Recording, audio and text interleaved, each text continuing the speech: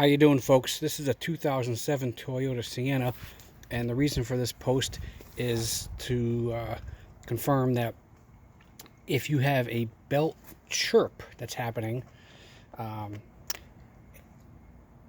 a squeal, not a grinding noise, but it's a belt chirping noise, and it gets worse with the air conditioner being on. The likely culprit, which it was on this van, is the alternator clutch bearing. Now, you can try to remove the pulley. I'm not sure if that would help or not. And you can try to take off the cap and grease the pulley, but I don't know if that would help. This car is 13 years old. It has 100,000 miles. It's charging fine. The alternator is doing its job charging, but just gets this occasional annoying chirping noise, and seems to get worse with the AC being on.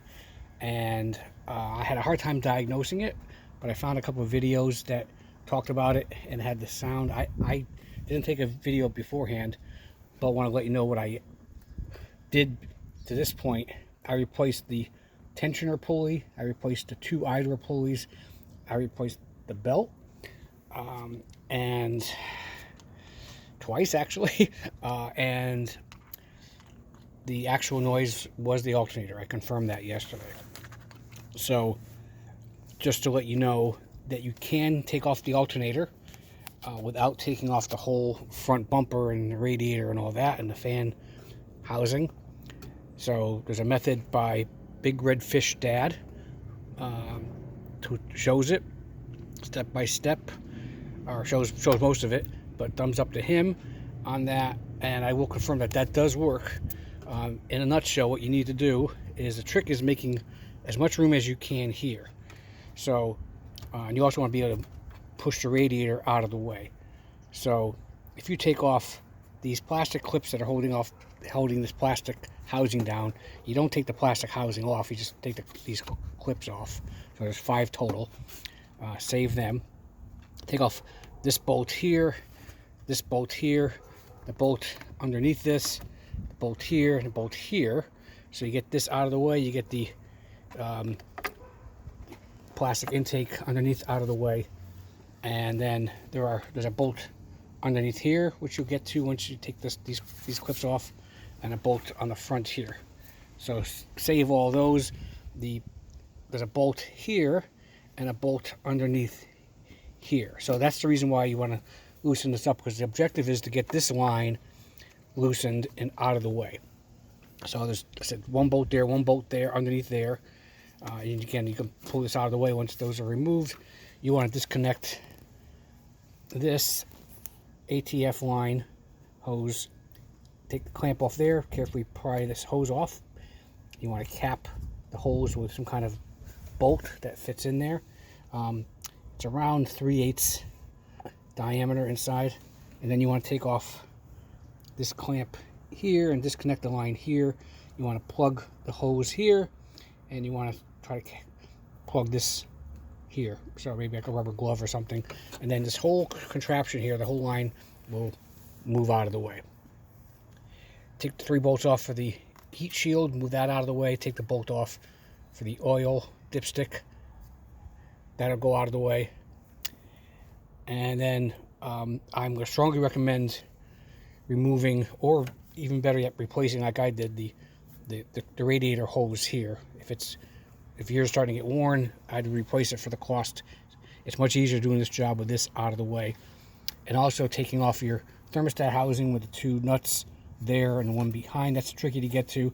And then this will come off, and then you might want to replace the thermostat while you're here, like I did, since it's right there. So there's another bolt here for this AC line. Take that off. This will have a little bit of swing to it.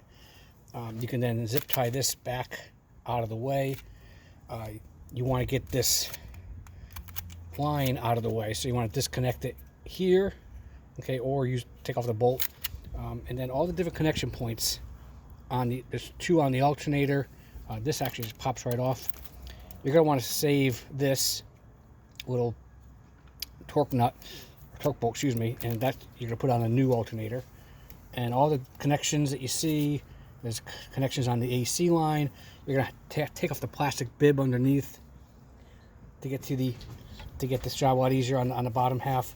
And then there's another final connection. The last connection is gonna be on the right beneath the crankshaft pulley sensor. Sorry, the crankshaft pulley. So you want to be careful taking all these pieces and connections off. Whether you use needle nose pliers or use a small little screwdriver, either one of those, depending on what you're taking off, will eventually get this off. And then once this is off, you can pull it through, get it out of the way, zip tie everything down so it's out of the way. Then with this hose off and this hose out and so forth, also the idler pulley, you need to take off the idler pulley to get this thermostat housing off, and I'd recommend replacing it if yours is original to the car. I also replaced the other idler pulley while I was at it, and I replaced the pulley that's on the tensioner. You can buy those 3 pulleys, and it's a lot easier than replacing the tensioner, folks. Than the entire tensioner is a real pain job. So get all that stuff out of the way. There's a 14mm bolt for the alternator on top, one down diagonally on the side, and then there's a 12mm that's down here, which is hard to see here, but it is back there. It holds the alternator bracket. So you don't take the bracket off, you just take that bolt off where the bracket attaches in, and then there's going to be the connector for the crankshaft sensor wire goes into the alternator bracket. Okay, so you just pop that out with a needle nose pliers. Having small hands like I do makes it a lot easier. But once you do that, you get a pry bar and put it right there. Pry this alternator out, and then you move it around to the side and so forth, and it will. Again, all this stuff is out of the way. It will come out. Okay, so it took me about an hour and a half just to get all this stuff out of the way before I can actually take the alternator out. So give yourself some time. Take your care in taking off the connectors. But the first thing you want to do before you do anything on this job is definitely disconnect the negative on the battery. Okay, and maybe put a rubber glove around that and keep it protected. You don't want any electrical problems. I also recommend all your bolts and everything, you put them in different Ziploc bags and label them, so that makes your job a lot easier putting everything back together. Okay, so when you put everything back together, well, first when you get the new alternator, I recommend a DENSO Remanufactured.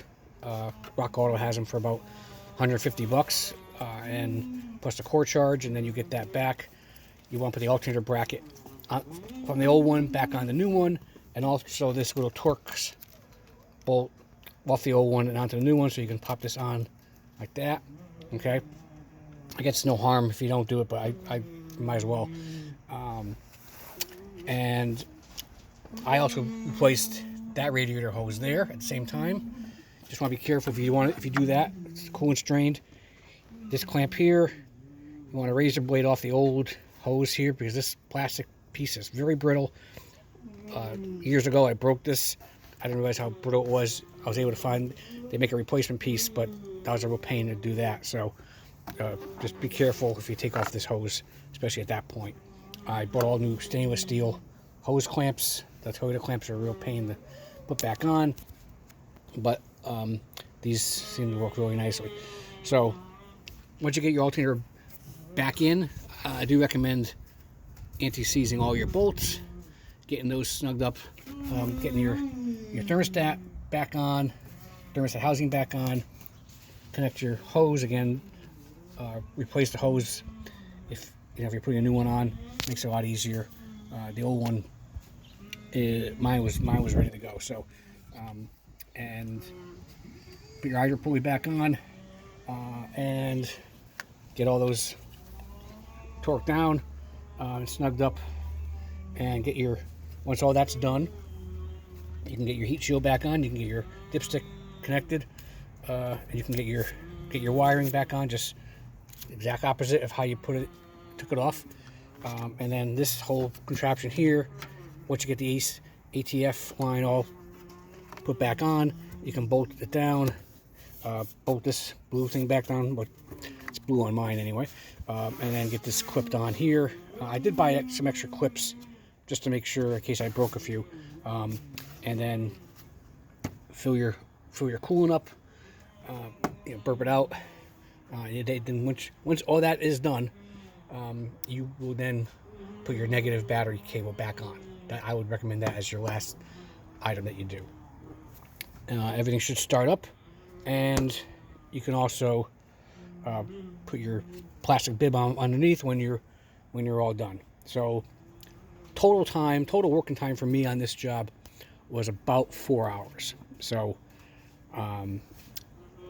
if I'm any indication, you can figure that out for yourself. But it's definitely doable without taking the whole front off. That would have been a whole nother, probably made a whole day job.